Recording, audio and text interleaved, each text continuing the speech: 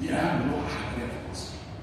بل وبدون مبالغه استطيع ان اقول اهم لوحه حجريه بنص منقوش في العالم. قصدي على انواع الرسام، قصدي على لوحه كوم الحصن من البحيره.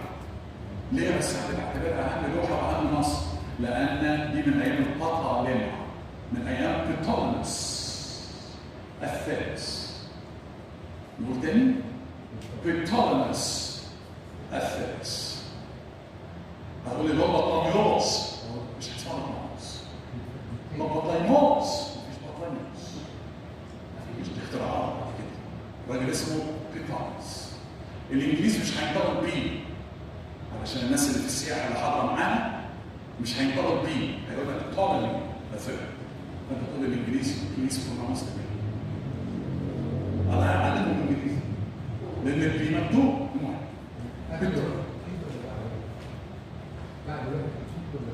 برافو عليك، سؤال جميل يا باشمهندس. السؤال بيقول هل لوحه كوم الحصن بتاعت البحيره اللي هي اللي حضراتكم شايفينها دي قبل لوحه رشيد الحجريه ولا بعديها؟ لوحه رشيد الحجريه انتوا بتسموها حجر رشيد، وانا بغير الاسم ده مع وزاره الثقافه ووزاره التعليم دلوقتي بحاول نقنعهم. لان ببساطه كده الحجر هو الذي تقتطعه من المحال، صح؟ رحت البحر نزلت حجر فهي حجر، صح؟ نقشت عليه فهو لوحه. يبقى لوحه رشيد الحجريه لدرجه ان البريتش ميوزيوم بدا يستخدم كلمه روزيتا ستينا. بقى بيغير دلوقتي من روزيتا ستينا. خليك ماسك على كلامك، ما تقولش اصل الفوق ماشي وانا همشي مع الفوق، ما تمشيش مع الفوق. اقف حتى لو الموجه عاليه، لو طيب تاني هتخبط. صح؟ صح. انا من كام يوم لقيت البريتش ميوزيوم خلاص بدا يستخدم كلمه ستيل. صح بس صح. المهم رحت اشيل حجريه بتونس الخامس. وبالمناسبه تونس الخامس كان اول من تزوج كليوباترا الاولى. وكليوباترا بتاعتنا المشهوره هي كليوباترا السبعه.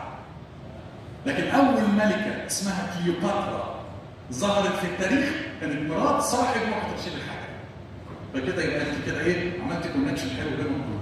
طيب ليه يا بسام برضه؟ هقول لك ده تقريبا نفس النص الدباجه بتاعت لوحه رشيد الحجري. ايه بقى الدباجه؟ ده كان كل بطولمس يجي يحكم يطلعوا له كهنه.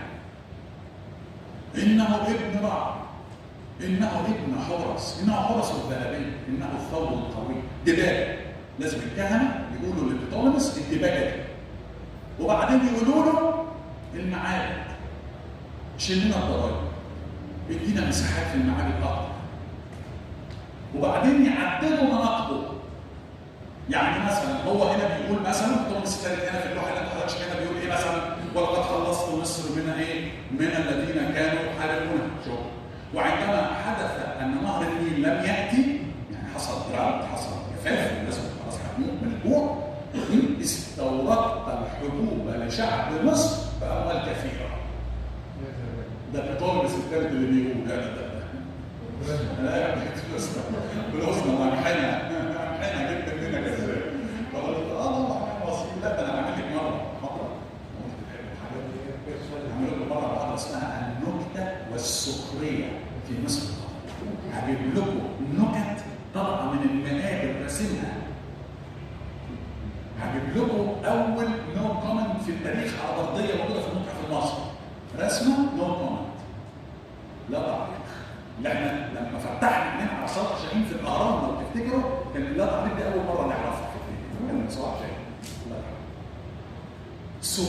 سخريه هتطلعي من المحاضره دي ساعتين.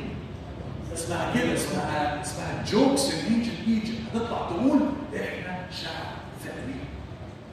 احنا مش فقري يعني ثأري بالايجابيه الحلوه، ده مخف. لو ابن نكته. احنا ابن نكته، احنا ولاد نكته بشكل طبيعي. وهتجدوا بقى بيحارب الرومان بالنكته.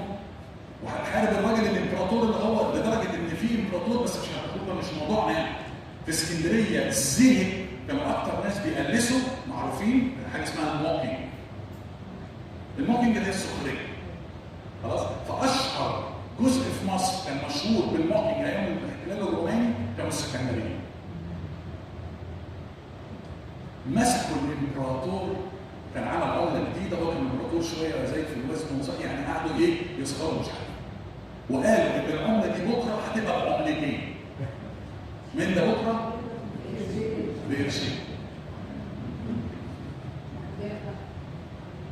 راح واخدهم راح قعدهم 2000 واحد في اسكندريه، وكانت حادثه شديده جدا وقتل كاسمه، يعني قصص ماشي. نرجع بقى في هذه اللوحه، لوحه رشيد حجريه اللي البريطانيين عاملين حملات ضدهم مش عارفين عشان يستردها، مش عايزين يرجعوها. توماس الخامس يعني دي اقدم، يبقى التاريخ كده حطه في الاخر. الاخضر هو دي موجوده في الوقت في مصر، بقول لك كانت في الاوضه، وانا حاولت اقول للوزاره طلعيها من الاوضه حطيها في مدخل المتحف عشان اي سائل مش اي سائل يخش ما يقوش. ليه؟ واحد بيأثر اكتمالا من لوحه رشيد الحجريه كما هو، اثنين اكبر من لوحه رشيد الحجريه، ثلاثه نفس الدباجه تقريبا، ثلاث خطوط، هي الخط الهيروغليفي والخط الديموتيكي والخط اليوناني، هي نفس الفكره اللي استخدموها في فك الطلاسم بتاعت الهيروغليفيه، مش كده؟